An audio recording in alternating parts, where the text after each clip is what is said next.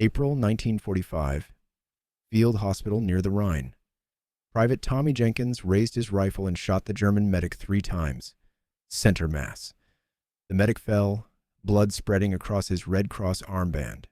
He just spent 72 hours saving American soldiers, 50 of them. Jenkins didn't know that. He saw only the enemy uniform. When General Patton heard what happened, he had to choose: court-martial an American soldier for shooting a German, or let it go and lose everything he believed about honor. 72 hours earlier, Major Elizabeth Grant was operating in that same hospital. 36 hours straight. 30 American soldiers waiting, some dying. Not enough doctors. Not enough supplies. Then a German officer walked into her tent, hands raised, Red Cross armband visible. He spoke broken English. "I am Dr. Hauptmann Friedrich Weber. I have supplies. I help American wounded." Every instinct screamed enemy, threat, danger. But Grant looked at his medical bag, then at the dying Americans. "You can help." For 3 days, Weber worked like a machine. No sleep. He amputated legs, stopped bleeding, held dying men's hands. "You are brave," he told them. "Your family will be proud." American soldiers watched, suspicious but unable to deny it. This German was saving their brothers.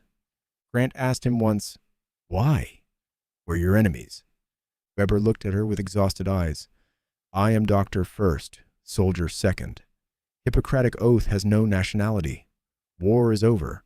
Why should more men die for nothing?" By day 3, Grant had counted. Weber had saved 50 American soldiers. Then the fighting stopped. Germans retreated. Weber approached the American perimeter at dawn, hands raised, Red Cross armband visible, white flag raised, surrendering peacefully. Private Tommy Jenkins was on guard, 19 years old, Oklahoma farm boy, 4 months in Europe. 3 weeks earlier, his brother David died at Bastogne. German sniper. Tommy carried David's photo over his heart. When Weber approached, Tommy saw only the uniform that killed his brother. Something inside Tommy snapped. He raised his rifle, and nobody thought he'd actually fire. The German was surrendering. Red Cross, white flag, hands raised. Tommy pulled the trigger 3 times. Weber dropped, medical bag spilling, morphine, bandages, scalpels, the tools he'd used to save Americans. Major Grant heard the shots. She ran, saw Weber bleeding, saw Tommy standing there, face blank with shock. Grant screamed, a raw sound that made the entire camp freeze. American medics rushed Weber to the operating table. Grant worked on him with fury. He survived. Bullets missed vital organs, but the camp exploded. Doctors who'd watched Weber work were furious. They wanted Tommy arrested, court-martialed, executed. That German saved more lives than our own medics. We shot him for it? Infantry soldiers saw it differently. They understood Tommy. They'd all lost friends. Shooting a German felt like justice. The camp split. Doctors versus infantry. Everyone choosing sides. The report reached Patton the next morning. He read it twice. German medic saved 50 Americans. Private shot him during surrender. Camp near mutiny. Patton's staff expected him to defend his soldier, always. But Patton surprised them. "Get my jeep. I'm going to that hospital." "Sir, we can handle this." "A German medic saved 50 of my men. Then one of my men shot him. I need to see this myself." Before we continue, make sure you subscribe. We tell the stories about World War II that show the hardest decisions that define what kind of men we become. 3 hours later, Patton stood in the medical tent. Weber lay on a cot, pale, bandaged. Grant stood at attention. "At ease, Major. How is he?" "He'll live, sir." "Is it true? He saved 50 American soldiers?" "Yes, sir. I counted. Used his own supplies. Worked without sleep." Patton was quiet then. "Major, gather every soldier this German treated. 1 hour." 60 minutes later, 30 American soldiers stood in formation, some on crutches, some with arms in slings, one in a wheelchair. The men Weber saved. Patton spoke clearly. "Tell me what this German doctor did for you." Corporal James Mitchell stepped forward. "Sir, shrapnel in my chest. He operated. I'd be dead without him." Private Robert Hayes. "He amputated my leg, sir. Held my hand while I screamed." Private Michael O'Brien. He gave me his last morphine, for me instead of German wounded. One by one, 30 soldiers testified. Patton turned to Grant. Where is Private Jenkins? Stockade, sir. Bring him here. Tommy stood before Patton, terrified. Patton looked at him. Private, why did you shoot that German? Tommy's voice shook.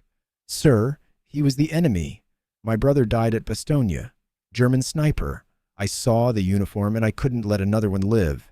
You saw a uniform, not a man, not a medic, just an enemy. Yes, sir. How many Germans have you killed in combat?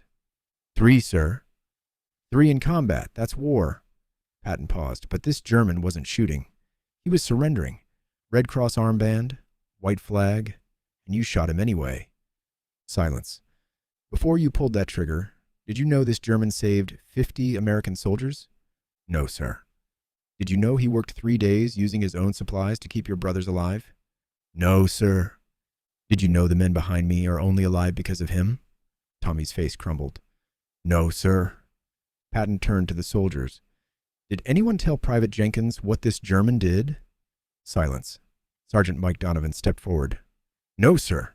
We didn't think it mattered. He was still German. Patton's voice hardened. It matters, Sergeant. It matters more than anything. He turned back to Tommy. If you'd known, would you still have pulled the trigger? Tommy looked down. I don't know, sir.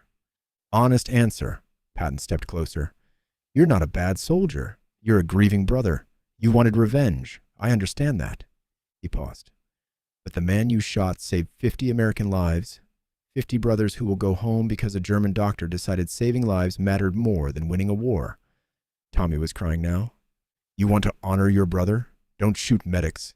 Don't kill men trying to save lives. Patton's final words were quiet but firm. Private Jenkins, you are charged with assault on a prisoner of war. You will face court-martial.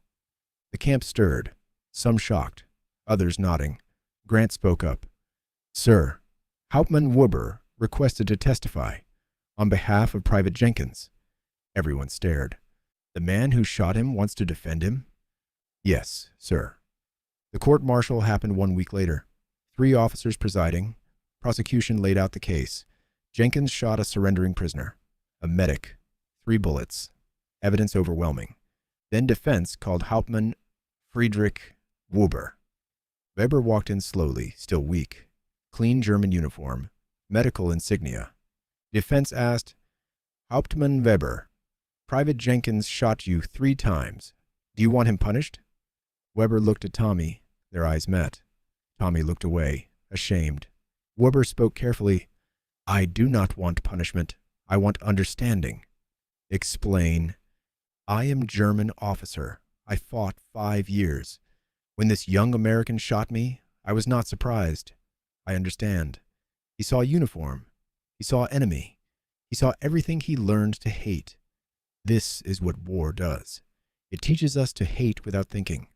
Silence. I do not blame him. I blame the war. I blame the machine that takes young boys and turns them into killers. He looked at Tommy. This boy shot me because war taught him to hate, but maybe he can learn to see beyond the uniform. What would you have the court do? Show mercy. This boy is not criminal. He is victim of war. Punishing him creates only more pain. War has given enough pain. Prosecutor stood. Hauptmann Weber, the law is clear. Shooting a surrendering prisoner is a war crime. Your forgiveness doesn't change that. Weber looked at him. Law is clear, but what is purpose of law? To punish or to make better world? If you show mercy, you teach that even in darkness, there is light. Patton stood from the back. General Patton, do you wish to address the court? I do. Patton walked forward. I've thought about this case for a week. Private Jenkins committed a crime. He shot a surrendering prisoner, a medic who saved American lives. Tommy went pale. But Hauptmann Weber showed us something, that even in war there can be humanity, forgiveness. He turned to the tribunal. I recommend Private Jenkins be found guilty, but his sentence should reflect the circumstances. 10 years military prison, suspended after 2 if he completes psychological evaluation. During those 2 years, he serves as medical orderly. He works in hospitals. He saves lives. He learns what Weber knows, that a life is a life, regardless of uniform. The tribunal deliberated 2 hours. Guilty. sentenced exactly as Patton recommended. After trial, Weber approached Tommy. Tommy flinched. Weber extended his hand. "You are young. You will live long life. Learn from this. Be better man than war tried to make you." Tommy took his hand. They shook. Two enemies trying to find humanity. Patton watched. He turned to Grant. "Did we do the right thing, Major?" "I don't know, sir, but we did the human thing." "Sometimes that's enough." Tommy served 2 years as medical orderly, then became a nurse, spent 40 years treating soldiers. Weber returned to Germany, lost his medical license, became a pharmacist. In 1950, Tommy wrote to Weber. They corresponded 30 years until Weber's death in 1980. Tommy attended the funeral. "You saved me twice, when you forgave me, and when you taught me how to live with what I'd done." Years later, a historian interviewing veterans from that field hospital asked Major Grant what she remembered most about the incident.